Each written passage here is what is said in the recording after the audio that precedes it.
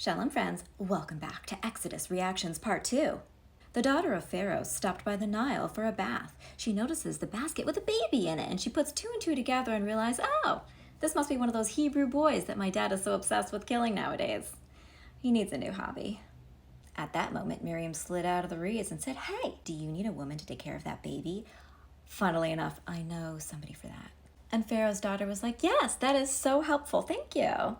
Now, obviously, Miriam just goes and gets Yocheved. And Pharaoh's daughter gives the baby to its own mother and pays her to take care of it. Accidental paid parental leave. Flash forward, the child gets big enough that Yocheved brings him back and Pharaoh's daughter officially adopts him. And his name? Moses! Now Moses becomes a young man with a complex set of identity issues, none of which are ever addressed in therapy. He sees all of his fellow Israelites enslaved. And one day he spots an Egyptian beating one of them. So Moses checks around in case anybody's watching. The coast appears clear, so he kills the Egyptian and buries the body in the sand. Unfortunately, he had not spotted all of the security cameras, which became evident the next day when he saw two Israelites fighting each other. He walked over to them like, break it up, why'd you hit him? And this guy fairly accurately goes, really? What are you gonna do? Kill me like you killed the Egyptian yesterday? Yeah, we all know you weren't that smooth. Moses immediately panics.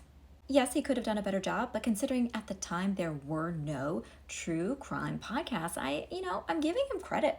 Pharaoh finds out about this and goes after Moses to kill him, but Moses books it into the desert, and he's AWOL in the land of Midian. He finds a well, and he just flops down there, and while he's recovering there, he sees the 7 daughters of Yitro, the priest of Midian. They're coming to the well to get water for their animals, like you do.